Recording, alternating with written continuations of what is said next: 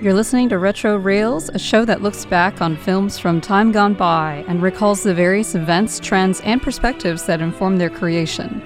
I'm your host, Hannah Walensky, here to guide you through a trip to the past via the silver screen.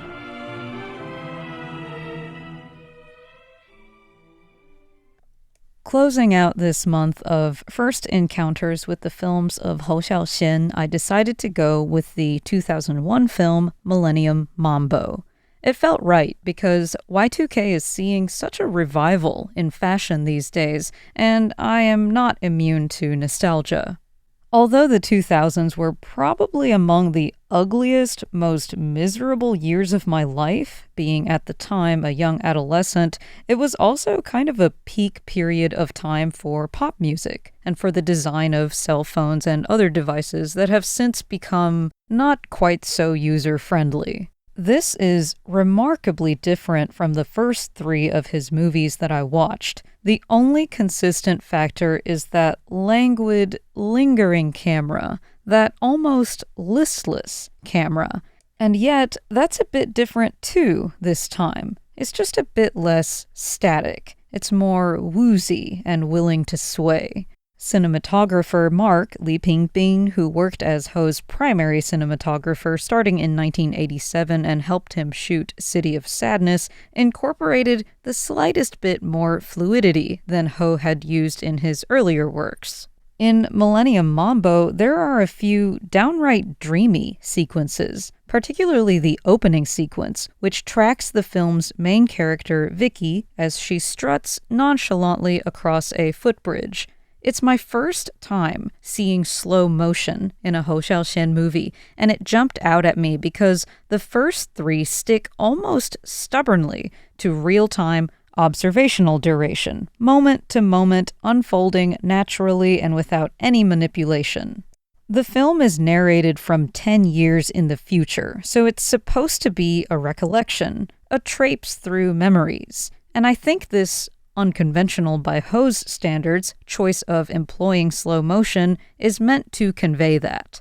So the now 10 years older and presumably wiser and more world-weary Vicky is narrating the story from 2010 or 2011, looking back on her life as a party girl in Taipei around the turn of the century.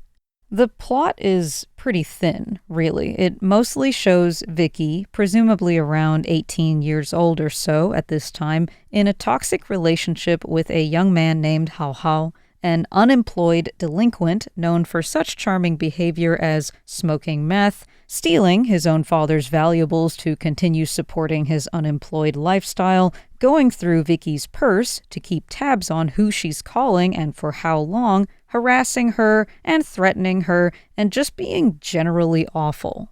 She drifts through Taipei's nightlife, drinking, partying, dancing, doing drugs, and eventually getting a job as a bar hostess/stripper, which sees her meet a much older man named Jack. It is heavily implied that Jack is a gangster of some sort, and although we never really see any moments of sexual intimacy between them, it's clear he sees her as a kind of erstwhile companion. Vicky views him almost as a guardian of sorts, often fleeing to Jack's much nicer apartment from the little dump she rents with Hou Hao when tensions run high, and even following him out of the country when he obliquely invites her to join him. Not much actually happens in this film. It plays out like a series of not necessarily linear flashbacks of events like the cops coming to Hou Hao's place to arrest him for pawning his father's Rolex, of him rifling through her things, then fighting with her about it, of drugs and drinking and partying and smoking. Lots and lots of smoking. The film depicts club culture, which hasn't really changed much since the turn of the millennium. The numbness and the aimlessness of it, such that you notice the facade and you realize how flimsy it is, that an experience you might perceive as fun mainly hinges on the pulsating music, the dim lighting, and above all, the alcohol, and or whatever other substance is available to keep you from being too sober and perceptive. It's a movie that swims in its own vibes, but seems aware that that's all it is, and refuses to play it up. Hou Qi, who plays Vicky, definitely has a kind of timeless face for the standard skinny and beautiful Taiwanese girl that you see on the streets of Taipei all the time to this day. Rather than having the look of, say, a dynasty-era maiden, she walks, talks, and looks like your typical modern-day frivolous hottie. The kind of girl who's pretty enough to coast on the privileges afforded by her appearance alone. The one who lucks into relationships with guys who are so happy just to be in the company of a pretty girl that they'll do whatever is needed to keep her hanging around. Hou Qi was born right here in Taiwan, down in Xindian district, and has since become one of the most prominent Chinese-language film actresses of her generation. She began her career in the mid-1990s after moving to Hong Kong, where she started out doing softcore pornography, a path that was controversial but not exactly uncommon during that time. She was able to break into mainstream cinema via collaborations with director Derek Yee in an erotic comedy called Viva Erotica. Her performance as a mob boss's girlfriend turned porn star earned her critical recognition and even Best Supporting Actress and Best New Artist awards at the 16th Hong Kong Film Awards, marking her successful shift into serious acting.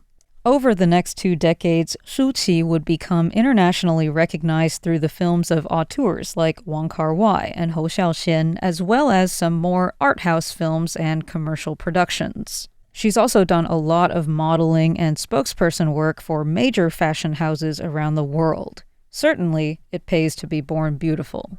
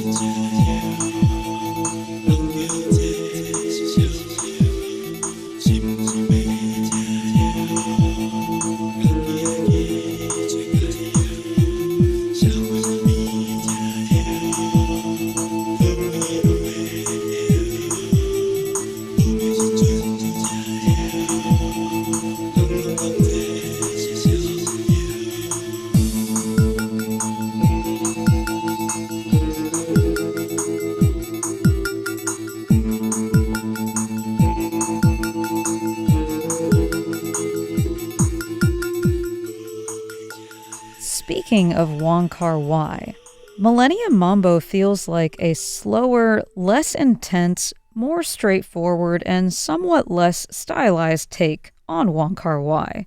It's like you took one of the romantic narratives Wong Kar-wai might have put in his films, Fallen Angels or Chungking Express, drained it of any edginess or romanticism, and applied slow cinema techniques to its presentation. There's this scene showing Vicky resting her head on Jack's shoulder as he drives through a tunnel that feels ripped straight out of Fallen Angels, when Takeshi Kaneshiro is riding his motorcycle through a tunnel with Michelle Race embracing him from behind. But where Wong Kar-wai feels like a highlight reel, an idealized version of what might have actually happened, this feels much more like the actual moment-to-moment experience of going out to party, getting drunk, meeting people, having, frankly, mundane or even nonsensical conversations.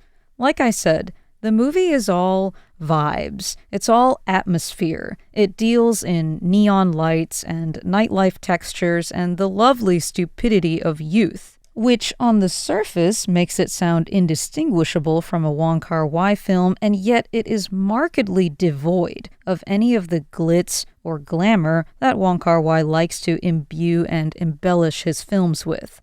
It's kind of refreshing in that way. It's real. You can see all the strings. You can see that clubbing is really not as fun as people make it out to be. And the relationship depicted in it is much harsher and more realistic as well. There's no bizarre and almost fantastical scene of someone breaking into someone's place just to clean it, no miraculous love that unfolds in chance meetings, no quirky dialogue or narration. It simply shows and tells about the toxic, cyclical dynamic between Vicky and her possessive, abusive boyfriend. It's a familiar sort of bad pattern, the kind you see all the time. You get involved with this guy, he seems kind of damaged and drawn inward and very rarely vulnerable, and for that reason you find him appealing. You're having a horrible time with him most of the time, and yet you find yourself sticking around for reasons that you don't even understand anymore.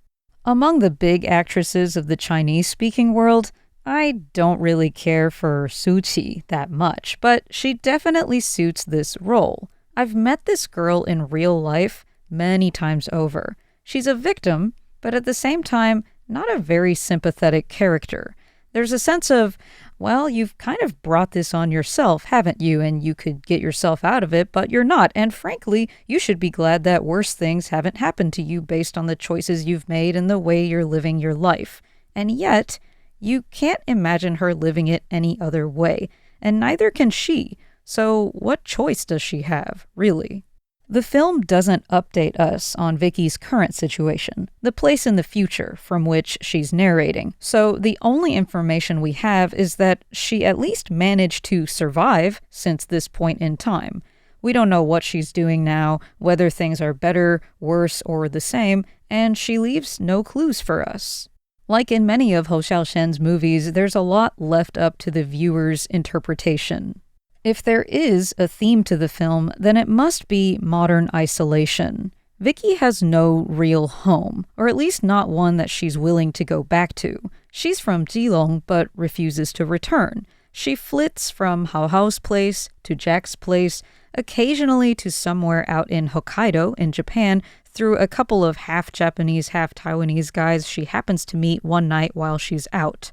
The scenes in Japan contrast starkly with the scenes in Taiwan. Taipei is grimy, and no matter where she goes, she can't seem to escape the noise. Even back at Hao Hao's place, he's always playing video games or mucking around with his records and makeshift DJ rig or picking a fight with and yelling at her. Hokkaido, on the other hand, and later Tokyo, are muffled by snowbanks, filled with that sense of crispness and cleanness that only a cold, dry day can confer. Vicky actually seems happiest here, out of the clubs and the bars that we've come to consider her element. It's kind of paradoxical, isn't it? Feeling like you don't belong in a place where you technically should is painful. And yet going abroad in a place where you are foreign and you definitely don't belong frees you from that pressure. The final scene, a long still take of a snowy street in Japan, ends the story without any sort of proper resolution. Just the same sense of wandering, of a long night out, nowhere to go, nowhere to be, and no one to answer to. What stuck with me most after the fact were the watery, looping electronica beats that seemed to do all the emotional heavy lifting of the movie, a soundtrack by Taiwanese musician and DJ Lin Qiang that feels surprisingly contemporary, despite being now at least 25 years old.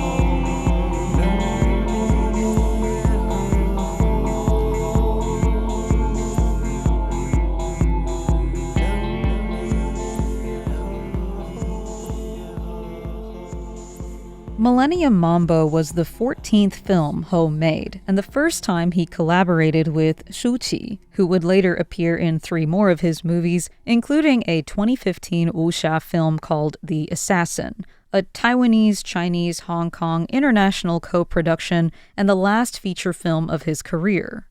As the years went on, it would seem Hou strayed from art film to go the way of the mass appeal Chinese martial arts style blockbuster. The overall arc of his career sees him move further and further away from home, become less and less anchored to autobiographical or specifically Taiwanese material. Of course, I suppose there's only so much of that you can make before you've exhausted all your memories and your country's memories and have to move on to other things, but I think this is where his most worthwhile works can be found. While my first encounter with Hou was limited to these 4 movies, since I don't like to linger too long on the same director or theme for variety's sake, the majority of my selections were technically parts of trilogies that I haven't gotten around to watching the rest of just yet. I know I probably missed some good ones that I'll have to circle back around to in due time. If you're going to watch any of the 4 I watched this month, though, I think the one to see is City of Sadness. His approach to filmmaking adapts very well to a serious historical narrative, especially something so politically contested. Not that I didn't appreciate his human stories, I just personally prefer a bit less indifference, a bit more intimacy, more commitment to the emotional and internal side of things than he was willing to give. I guess, at the end of the day, I'm more of a romantic than I would like to admit.